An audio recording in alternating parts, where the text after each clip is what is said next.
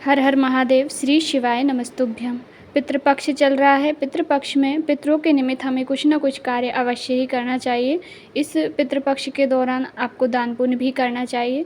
यदि आप पितृपक्ष के दौरान कहीं जा नहीं पा रहे हैं, अर्थात मंदिर नहीं जा पाते हैं या कोई विशेष कार्य आप नहीं कर पाते हैं, तो छोटे छोटे से उपाय करके पितृपक्ष में आपको लाभ की प्राप्ति होगी, पितृ प्रसन्न होंगे। आइए वीडियो शुरुआत करते हैं। तो अपने घर में आपको पितृपक्ष के दौरान एक कार्य अवश्य ही करना है। क्या करना है? आप जब सुबह सोकर उठें, उसके बाद आप अपने मटके परिंदे में से थोड़ा सा पानी लेकर पितरों के निमित्त दरवाजे पर छिड़काव जरूर करें। छिड़काव करने से क्या होता है, पितर हमारे धरती पे आते हैं पितृपक्ष में और हमारे दरवाजे पर बैठे रहते हैं। तो यदि हम पितरों को जल का छीटन कर देते हैं, जल घर में दरवाजे पे डाल देते हैं, तो पितृ प्रसन्न होते हैं, खुश होते हैं और हमें आशीर्वाद प्रदान करते हैं। दूसरा, आपको पितृपक्ष के दौरान अपने घर के परिंदे के पास, मटके के पास शाम को प्रदोष काल में एक दीपक, जब आप घर में आरती बत्ती करें उस समय पे एक दीपक आपको मटके के पास भी प्रज्वलित करना है। पर मटके के पास जब आप दीपक लगाएं तो लंबी बत्ती का लगाएं और बत्ती का मुख दक्षिण दिशा की ओर रखें। इस बात का ध्यान रखना है आपको बस।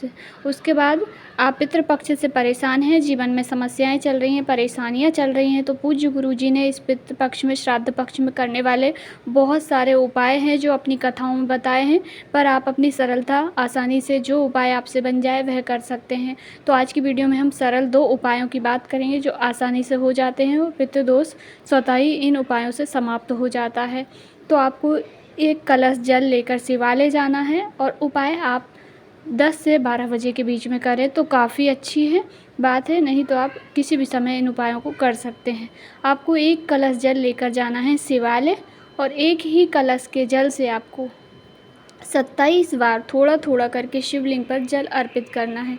अब आप 27 बार जैसे श्री शिवाय नमस्तुभ्यम बोल के जल अर्पित करते हैं तो आप गिनती भूल जाएंगे। तो ऐसे में आपको कुछ सामग्री गिनकर अपने साथ ले जानी है। आप चाहे तो गेहूं के दाने 27 गिनकर ले जाइए घर से, चाहे तो आप मूंग के दाने ले जाइए या चावल के दाने ले जाइए। पर चावल बहुत छोटे छोटे होते हैं, तो यदि आप मोटी सामग्री चना या गेहूं के दाने गिनेंगे तो आपको आसानी होगी। फिर आप थोड़ा थोड़ा सा जल करके श्री शिवाय नमस्तुभ्यम बोलते जाइए, एक अनाज गिनते जाइए। ऐसे भी गिनती कर सकते हैं, या तो आप गिन के पहले जल ही चढ़ा दीजिए, उसके बाद श्री शिवाय नमस्तुभ्यम बोल दीजिए। पर 27 बार एक ही कलश से जल अर्पित करना है। इससे पितृदोष दूर होता है, घर में चल रही समस्याएं दूर होती हैं, पितरों का हमें आशीर्वाद प्राप्त होता है। भोलेनाथ सब प्रकार की कामनाएं आपकी पूर्ण कर देते हैं। दूसरा उपाय पितृपक्ष के दौरान करने वाला, यह उपाय आपको अपने घर में करना है। तो आपको एक कलश जल लेना है अपने घर का, परिंदे का, मटके का जल ले लीजिए और सुबह में 10 से 12 बजे के बीच में उसको अपने ही घर में, अपने घर के मटके के पास, परिंदे के पास आपको जल का कलश रख देना है। उस जल के कलश में एक चावल का दाना और रुद्राक्ष, यदि आपके पास कुबेरेश्वर धाम का रुद्राक्ष है या अन्य कोई रुद्राक्ष है तो आप उसमें जल के कलश में एक रुद्राक्ष डालकर उसके ऊपर एक कटोरी ढककर उसको रख दीजिए। 10 से 12 बजे के बीच में रख दिया।